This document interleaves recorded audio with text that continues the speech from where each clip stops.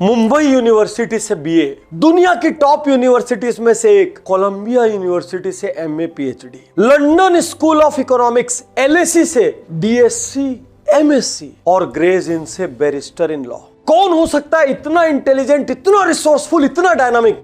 यदि आपसे मैं पूछूंगा, कयास लगाने बोलूंगा और कोई जानकारी ना दूं तो शायद आप कहेंगे कोई बड़े बाप की औलाद होंगे। लेकिन नहीं दोस्तों, ये वो शख्स है जिसके जीवन में कोई सुविधाएं नहीं थी। और विश्वास रखिए, ये वीडियो पूरा यदि आपने देख लिया, इसके बाद या तो आप अपनी जिंदगी में बहाने मारना छोड़ देंगे और या तो मान लेना कि आप इतने नामुराद हो और आपकी चमड़ी इतनी मोटी है कि बड़ी से बड़ी घटना भी आपको हिला नहीं सकती। आज मैं गर्व से बात कर रहा हूं भारत के पहले law and justice minister, architect of Indian constitution Shri Baba Saheb Ambedkar की। और अम्बेडकर साहब, मुझे अफसोस है कि आज तक मैंने आपके ऊपर केस स्टडी क्यों नहीं बनाई। इतने साल से मेरे YouTube चैनल पर लोग कमेंट कर रहे थे, पाटनी जी अम्बेडकर जी को पढ़िए, अम्बेडकर जी पर बनाइए। और आज मैं यकीन से कह सकता हूं कि अम्बेडकर जी के बारे में बहुत सारे लोगों के मन में बहुत सारी भ्रांतियां हैं, लेकिन वो इतनी क्रांतिकारी शख्सियत थे कि जितना सम्मान महात्मा गांधी जी, नेहरू जी, सरदार वल्लभ भाई पटेल जी को मिलता है,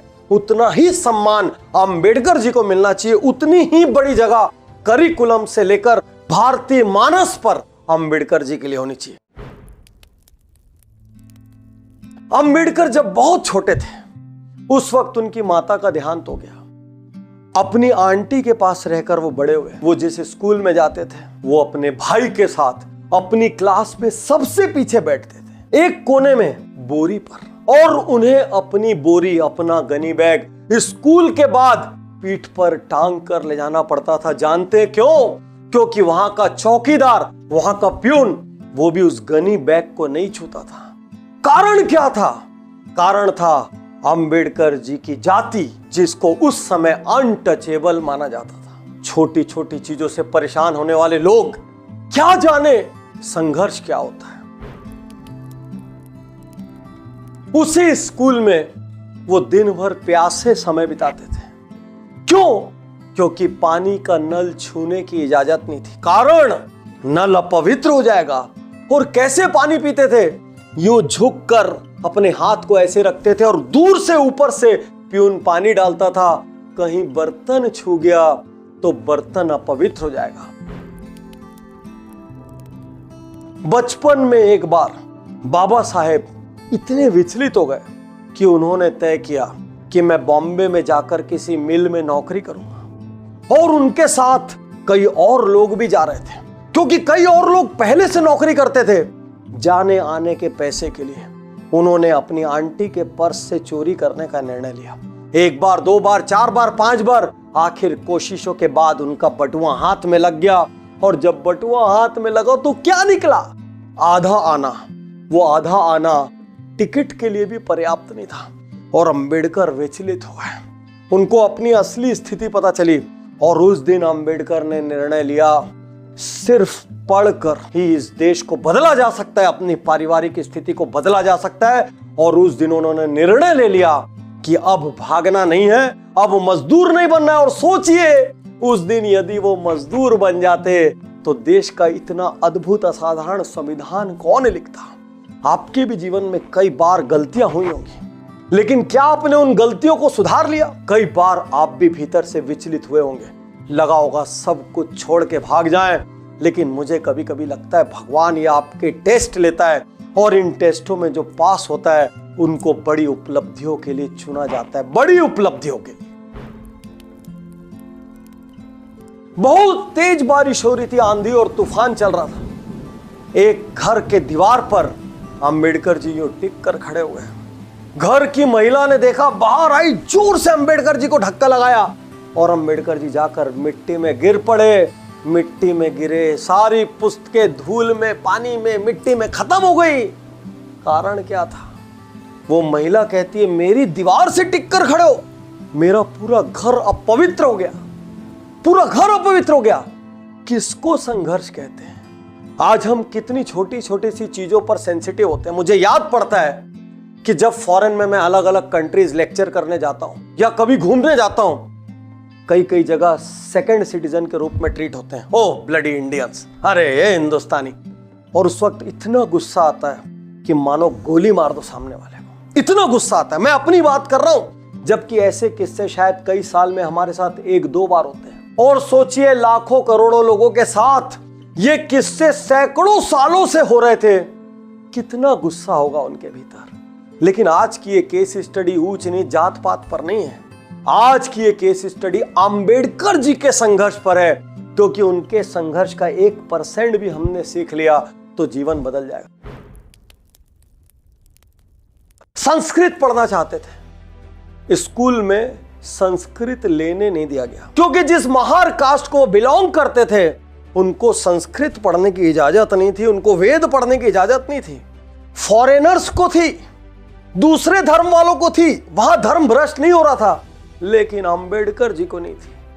अंबेडकर जी ने क्या किया, एक दिन उसी संस्कृत के महारथी बने, उन्हीं वेदों के ज्ञाता बने। दोस्तों, पूरा बचपन ऐसा बिताने के बाद इंसान को खत्म हो जाना चाहिए। हम कितनी छोटी छोटी चीज से ट्रबल होते हैं, हमारे माँ बाप हमारा साथ नहीं देते, हमारा गांव छोटा है, मौका नहीं मिला, मम्मी पापा इंटरफेयर करते हैं। कई लोग तो मुझे मोबाइल छोटा मिला, मुझे मोबाइल बड़ा मिला, मेरे पास ये मॉडल का लैपटॉप है, मेरे पास ये मॉडल की टू व्हीलर है। इतनी छोटी छोटी चीज में रोते हैं। अरे संघर्ष शब्द तो जानते भी नहीं हो क्या होता है। इतनी तकलीफों के बाद अच्छे अच्छे आदमी की हिम्मत टूट जाती और बड़े से बड़ा टैलेंट खत्म हो जाता। लेकिन भीमराव अंबेडकर जी अपनी कास्ट से कॉलेज एजुकेशन हासिल करने वाले इंडिया के पहले व्यक्ति बने, पहले। और दोस्तों 1913 में कितनी उम्र थी, महज 22 साल। कितनी स्कॉलरशिप मिली, सिर्फ 11.5 पाउंड।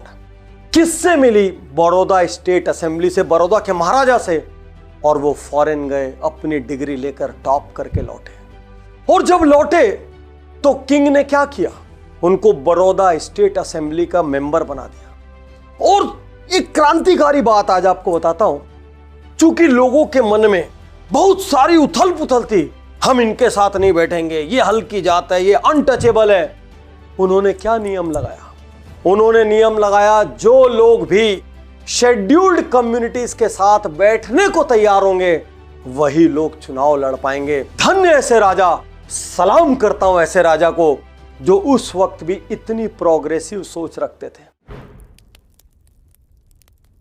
तो क्या इतनी सारी डिग्री लेने से जिंदगी आसान हो गई? कायदे से तो हो जानी चाहिए। दोस्तों, इतनी सारी डिग्रियां होने के बावजूद इतने विद्वान शख्स को एक पारसी सराय में जात बदल कर रहना पड़ा। कारण, एक भी होटल ने, एक भी सराय ने, एक भी लॉज ने रुकने की जगह नहीं दी, कोई अपने घर में ठहराने को तैयार नहीं था। बहुत मुश्किल से एक कमरा मिला, और कमरा भी कितना खूबसूरत। टूटी बेंच, टूटी कुर्सियां, चारों ओर जाले, कीड़े फटे गद्दे, यहां तक कि लाइट भी नहीं थी। अरे वो तो छोड़ो, तेल वाला लैंप भी नहीं था। लेकिन उस वक्त उनको लगा वही जन्नत है। और उन्होंने क्या कहा, at that time I prized my shelter more than my life. क्या जानते आप संघर्ष को?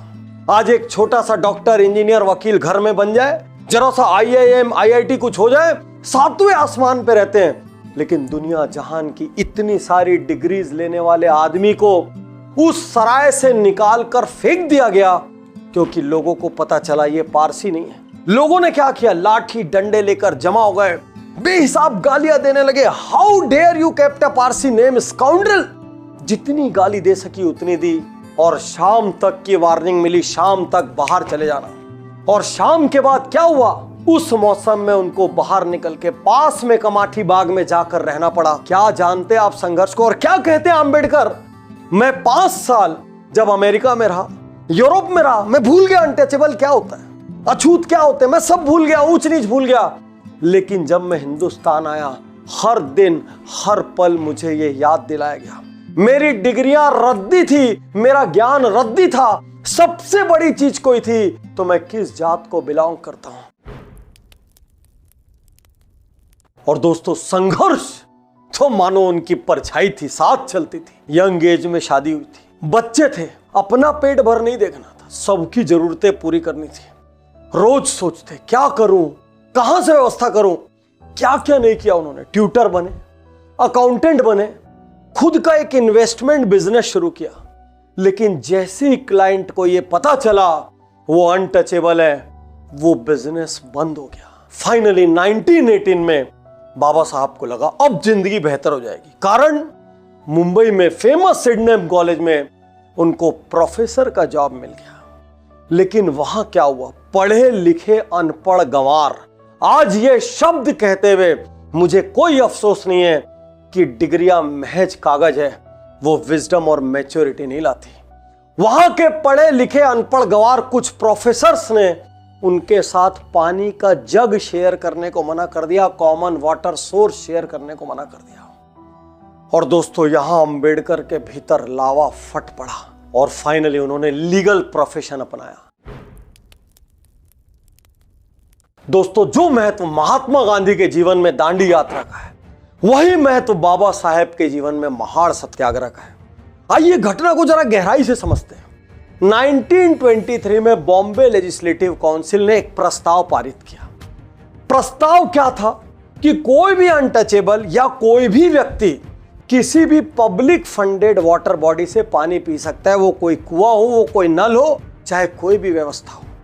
1924 में महाड़ म्यूनिसिपैलिटी ने इस प्रस्ताव को स्वीकार किया, लेकिन क्या सच्चाई में स्वीकार हुआ? नहीं, वो सिर्फ पेपर पे स्वीकार हुआ। और 28 मार्च को एक ऐसी घटना हुई जिससे बाबा साहेब दलितों के मसीहा बन गए। एक चावदार टैंक नाम का टैंक था और जो भी डिप्रेस्ड क्लास का व्यक्ति उस टैंक का पानी पीता उसके हाथ पैर तोड़ दिए जाते हैं। 2500 डिप्रेस्ड क्लास के लोगों को लेकर बाबा साहेब निकल पड़े इतिहास रचने। वहां पहुंचने के बाद उन्होंने वहां से पानी पिया, सोचा एक बड़ा काम हो गया। लेकिन जब यह बात अपर क्लास को पता चली, हाहाकार मच गया। 2 घंटे के भीतर पंडाल में सैकड़ों लोग थे, बेदम पीटा गया, हाथ पैर तोड़ दिए गए। और इसके बाद क्या किया गया? उस टैंक के शुद्धिकरण के लिए सामने बैठकर हवन किया गया। मानो पता नहीं उस टैंक को किसने हाथ लगा दिया। इतना डिस्गस्टिंग, इतना खराब इंसिडेंस था ये बाबा साहेब के लिए कि उस दिन उन्होंने इस पूरी व्यवस्था को बदलने का निर्णय ले लिया। एक क्षण के लिए मेरे साथ आंख बंद कीजिए और कल्पना कीजिए कि किसी जगह से महज आपने पानी पिया है, उस वजह से आपके और आपके परिवार के हाथ पैर तोड़ दिया जाए और आपको गांव से बाहर निकाल दिया जाए। यह हमारे देश में ही होता था, हमारे देश में। गांधी जी और अंबेडकर को लेकर लोगों के दिमाग में खूब सारी गलत धारणाएं। बहुत से लोग ये मानते दोनों एक दूसरे के विरोधी थे और दोनों की पटती नहीं थी। ऐसा नहीं था। दोनों स्वतंत्र विचारों वाले शख्सियत थे और जहां विचार मेल नहीं खाते थे वहां जम के टकराते थे और जहां विचार सही मेल खाते थे वहां गले मिलते थे। दोनों का एक एक किस्सा बताऊंगा। 1932 की बात है। ब्रिटिश सरकार ने डिप्रेस्ड क्लासेस के लिए सेपरेट इलेक्टोरेट बनाने का निर्णय लिया। बहुत ध्यान से सुनना, लैंडमार्क इंसिडेंस है। उसके बाद क्या हुआ? अंबेडकर खुश, सालों की मुराद पूरी हो रही थी। लेकिन दूसरी ओर गांधी जी अड़ गए। गांधी जी को लगा कि इससे हिंदूज का विभाजन हो जाएगा। गांधी जी ने येरवड़ा सेंट्रल जेल से आमरण अनशन शुरू कर दिया। अंबेडकर के ऊपर दबाव बढ़ने लगा। जैसे जैसे दिन बढ़ते वैसे वैसे दबाव बढ़ता। बहुत दबाव के बाद एक दिन अंबेडकर जी गांधी जी से मिलने पहुंचे। जब दोनों की बात शुरू हुई तो क्या कहते हैं बाबा साहेब? वो कहते हैं कांग्रेस का सदस्य बनने के लिए खादी पहनना जरूरी नहीं होना चाहिए, इसकी जगह यह जरूरी होना चाहिए कि छुआछूत न मानने वाला इंसान ही सदस्य बन सकता है। बाबा साहेब गांधी जी से वो विवादास्पद डायलॉग कहते हैं जिसको लोग गलत गलत तरीके से इंटरप्रेट करते हैं। वो कहते हैं, गांधी जी मेरी कोई मातृभूमि नहीं। गांधी जी जवाब देते हैं, डॉक्टर अंबेडकर ये पूरा देश आपकी मातृभूमि है। वो कहते हैं, मैं इस देश को अपनी मातृभूमि कैसे बोलूं जहां पर हर दिन हर पल हमारे साथ कुत्ते बिल्लियों जैसा सलूक होता है। और दोस्तों, अंबेडकर जी को झुकना पड़ा। क्यों? गांधी जी सत्याग्रह रोकने को तैयार नहीं थे, आमरण अनशन रोकने को तैयार नहीं थे। वो इसलिए झुके क्योंकि यदि गांधी जी को कुछ हो जाता पूरे देश में हाहाकार मच जाते, दंगे हो जाते, और वो भी गांधी जी को खोना नहीं चाहते थे। आखिर ऐसी पर्सनैलिटी भी तो सदियों में पैदा होती है। और फाइनली दोनों के बीच समझौता हुआ और दोनों के समझौते में डबल से ज्यादा 147 सीट्स डिप्रेस्ड क्लास के लिए रिजर्व की गई। उस दिन एक इतिहास बना। इतिहास क्यों बना? डिप्रेस्ड क्लास एक बड़ी पॉलिटिकल फोर्स के रूप में उभरी। एक और इतिहास बना। कांग्रेस और सारे देश को दलितों के बारे में सोचना, उनको अपलिफ्ट करने के बारे में सोचना शुरू करना पड़ा। और सबसे बड़ी बात क्या थी? उस दिन अंबेडकर पूरे दलितों के, पूरे डिप्रेस्ड क्लास के अनडिस्प्यूटेड लीडर बन के उभर गए। जिनको भी लगता है कि महात्मा गांधी और बाबा साहेब विरोधी थे, एक बार यह किस्सा भी सुन लीजिए। दोस्तों, भारत के कॉन्स्टिट्यूशन बनाने की बारी आई। नेहरू जी और सरदार पटेल ने निर्णय लिया दुनिया के बड़े बड़े कॉन्स्टिट्यूशन एक्सपर्ट्स को बुलाया जाए। और एक दिन महात्मा गांधी जवाहरलाल नेहरू जी से और पटेल जी से कहते हैं, जब हमारे देश में इतना बड़ा लीगल एक्सपर्ट है, इतना विद्वान हमारे देश में है, तो अंबेडकर जी जैसे विद्वान के रहते हुए हमको बाहर से किसी को बुलाने की क्या जरूरत है? यदि अंबेडकर जी हमारे देश का कॉन्स्टिट्यूशन लिखेंगे, इससे गौरवशाली बात भारत के लिए दूसरी नहीं हो सकती। और वहीं पर अंबेडकर जी को कॉन्स्टिट्यूशनल कमेटी का चेयरमैन नियुक्त किया गया। डॉक्टर अंबेडकर के नेतृत्व में लगभग 3 साल की कड़ी मेहनत के बाद दुनिया का, ध्यान से सुनिए, दुनिया का सबसे बड़ा कॉन्स्टिट्यूशन लिखा गया।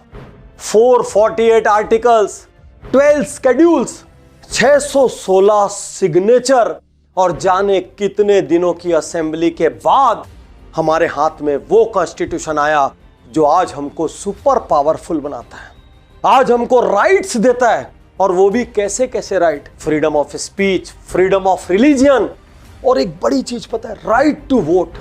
ये प्रोग्रेसिव कॉन्स्टिट्यूशन था। कारण क्या था? दुनिया में उस वक्त बहुत सारे देश में महिलाओं को वोट देने की अनुमति नहीं थी। और भारत को देखकर दुनिया के बहुत सारे कॉन्स्टिट्यूशन ने चेंजेस किए। और इसीलिए बाबा साहेब भीमराव अंबेडकर को कहते हैं the father of Indian constitution. 1942 में वाइसराय की काउंसिल में बाबा साहेब को सदस्य बनाया गया। और जितनी भी लेबर है हिंदुस्तान की, मैं कह रहा हूं आप सबको रोज अंबेडकर जी को सलाम ठोकना चाहिए। क्योंकि उन्होंने क्या किया? 12 घंटे, 14 घंटे, 15 घंटे की जो ड्यूटी थी उसको घटाकर कानूनी रूप से 8 घंटे किया। यदि आज आपको डियरनेस अलावेंस मिल रहा है तो वो बाबा साहेब की देन है। यदि आज आप एम्प्लॉय स्टेट इंश्योरेंस ले पा रहे हैं, ESI, वो बाबा साहेब की देन है। यदि आपको ट्रेनिंग या लर्निंग अलावेंस मिल रहा है तो वो बाबा साहेब की देन है। इनको पता था यदि डिप्रेस्ड क्लासेस का उत्थान करना है तो लॉन्ग टर्म में ये रिजर्वेशन से नहीं होगा। इसलिए उन्होंने उस वक्त क्या किया? बहिष्कृत हितकारिणी सभा बनाई। और इस सभा का मूल उद्देश्य क्या था? लोगों की पढ़ने में मदद करना, उनको पढ़ने के अवसर दिलाना, पढ़ने के लिए प्रोत्साहित करना, ताकि कल ये सब शिक्षित हो, अवेयर हो और अपनी जगह खुद बनाए। डिप्रेस्ड क्लास की आवाज दब न जाए, इसके लिए उन्होंने कोई हथियार का सहारा नहीं लिया। उन्होंने हथियार की जगह अखबार का सहारा लिया और एक के बाद एक कई अखबार और पीरियोडिकल निकाले, क्योंकि वो यहां पर वार करना चाहते थे और यहां पर वार करना चाहते थे। वो सोच को बदलना चाहते थे। क्या मैं डॉक्टर उज्जवल पाटनी रिजर्वेशन का पक्षधर हूं? यदि आप मुझे आज की डेट में पूछेंगे, मैं नहीं हूं। मैं ये चाहता हूं कोई भी कास्ट हो, कोई भी क्रीड हो, कोई भी रिलीजन हो, कोई भी भाषा हो, हर व्यक्ति को सरकार इतना पढ़ने का अधिकार दे, इतनी सुविधाएं दे, प्राइमरी में, मिडिल में, हाई में, कि कॉम्पिटिटिव एग्जाम्स में वो मेरिट के बदौलत जाएं और उसके बाद वो बड़े बड़े पदों तक पहुंचे, क्योंकि तब उनको अपने ऊपर भी गर्व होगा। लेकिन एक बड़ा सवाल यहां यह भी खड़ा होता है, क्या उस वक्त जरूरत थी? अब जब मैं ये केस स्टडी रिकॉर्ड कर रहा हूं और जब मैं घटनाओं को खुद पढ़ रहा हूं, उनको महसूस कर रहा हूं, उस पीड़ा को महसूस कर रहा हूं, मुझे लगता है हां, उस वक्त इसकी जरूरत थी। और आज आपसे भी कहना चाहता हूं, कल्पना करके देखिए, अपनी जाति से, अपने रंग से, अपनी भाषा से, अपनी बोली से बाहर आके कल्पना करके देखिए, क्योंकि बाबा साहेब कहते थे साउथ अफ्रीका में जो प्रॉब्लम निग्रोस के साथ थी वही प्रॉब्लम हिंदुस्तान में हमारे लोगों के साथ थी। दोस्तों, बाबा साहेब को जब यह लगा कि मेरी अपनी कास्ट में यह छुआछूत ऊंच नीच खत्म नहीं होगी, बहुत गहरे तक जमी हुई है, तो उन्होंने एक दिन निर्णय लिया कि मैं अपना रिलीजन चेंज करूंगा, धर्म चेंज करूंगा। जैसे ही पता चला हाहाकार मच गया। सबने समझाने की कोशिश की, पूरे देश के बड़े नेता टूट पड़े, पार्टियां टूट पड़ी, लेकिन बाबा साहब अटल रहे। दूसरे सारे धर्मों के लोग एक एक करके आने लगे और बाबा साहब से सब कहते हमारे यहां शामिल हो जाइए, हम आपके लिए ये करेंगे, हमारे यहां शामिल हो जाइए, हम आपको बराबरी का अधिकार देंगे। बाबा साहब कम नहीं थे, वो हर धर्म के ज्ञाता थे। वो ऐसे ऐसे सवाल पूछते कि सामने वाले छोटा सा मुंह लेकर चले जाते हैं। लेकिन बाबा साहब के मन में कुछ और था। बचपन से वो गौतम बुद्ध से प्रभावित थे, सारे लिटरेचर्स पढ़ते थे। उनको ये यकीन था कि ये सबसे ज्यादा रीजनेबल रिलीजन है, जिसमें सबसे ज्यादा इक्वेलिटी और पीस है। और आखिर एक दिन उन्होंने बौद्ध धर्म अपनाने का निर्णय ले लिया। 14 अक्टूबर 1956 लाखों लोग पैदल, साइकिलों से, बैलगाड़ियों से, गाड़ियों से चलने लगे नागपुर की ओर और इतिहास रचा जा रहा था। लगभग 5 लाख लोगों ने बाबा साहब के नेतृत्व में एक साथ बौद्ध धर्म की दीक्षा ली। सारा संसार इस घटना का साक्षी बना, दिल थाम कर देखता रहा।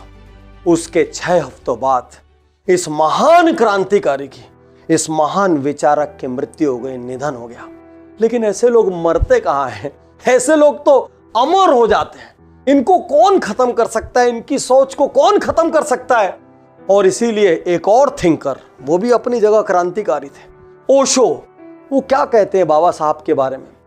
5000 सालों में, ध्यान से सुनना, 5000 सालों में बाबा साहब जितना इंटेलिजेंट व्यक्ति हिंदुस्तान में पैदा नहीं हुआ। ये ओशो की राय थी। दोस्तों, बाबा साहब की एक केस स्टडी देखने के बाद निश्चित रूप से मुझे यकीन है आपको अपने संघर्ष बौने लगने लगे होंगे।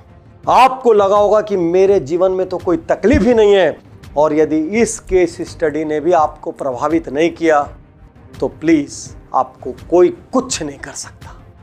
और आज मैं सारे दोस्तों से कहना चाहता हूं, 1% भी जात पात, ऊंच नीच, रंग, भाषा, बोली यहां पर है ना, आग लगा दीजिए, निकाल कर फेंक दीजिए, और सिर्फ एक शब्द रहना चाहिए, एक शब्द, भारतीय, भारतीय और भारतीय।